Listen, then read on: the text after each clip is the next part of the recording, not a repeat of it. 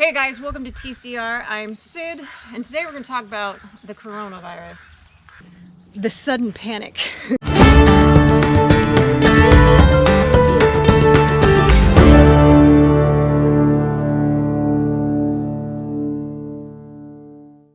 So after spending 20 years in pharmacy, I have seen my share of virus freakouts.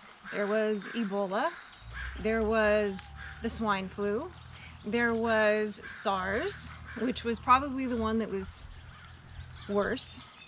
And then of course there was the anthrax scare after 9/11, where everybody was panicked and stocking up on Cipro. And I saw it all. I saw people loading up on bottled water, batteries, crackers, and trying to figure out what they could do to prevent it hitting their doorstep. So let's talk about that. This gun, while a handy tool on the homestead and for any prepper, is not going to save you from any kind of virus outbreak. So let's get rid of it. That's better. So let's talk about it for a minute. Yes, coronavirus is bad. Yes, the flu is bad. Yes, SARS was bad. There's a lot of bad stuff out there. But here's the deal. For those of us that are prepared, consider ourselves preppers or homesteaders, chances are we live a little bit further out from the city. And where do these outbreaks primarily happen? In the city. Now that's not to say that you may not be affected in some financial way due to the economic issues that are posed by these kinds of outbreaks, right? Totally possible.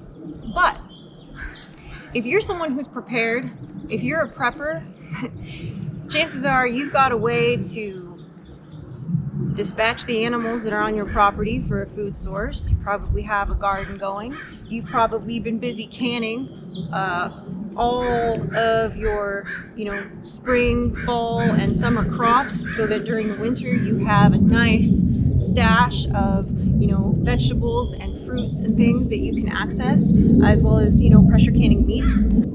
But the big concern whenever there's any kind of viral outbreak or any disturbance in the force within the city is people panicking.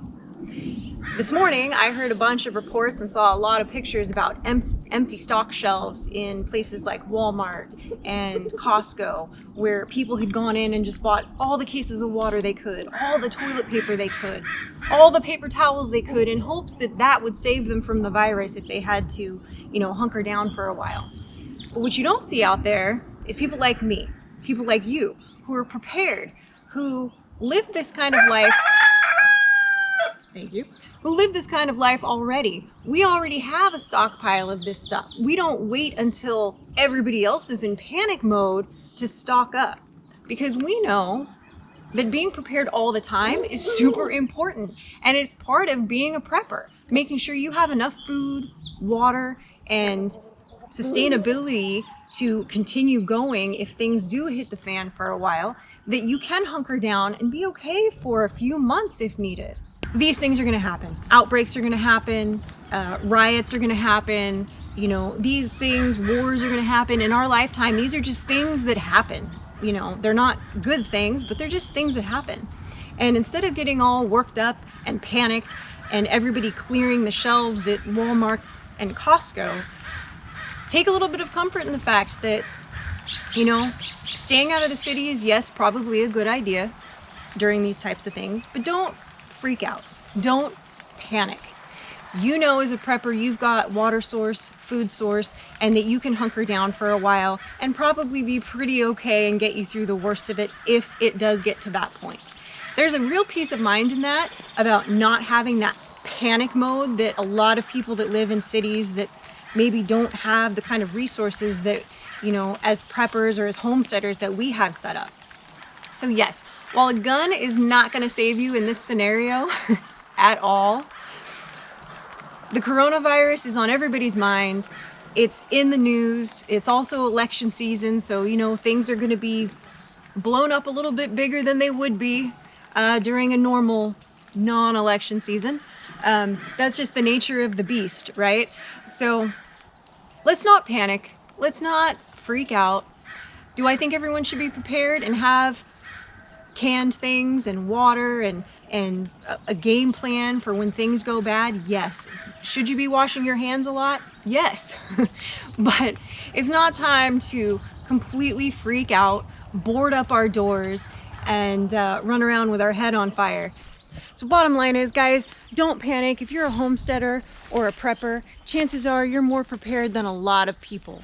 And staying a little bit outside the city, which most homesteaders and preppers generally do, already has you ahead of the game.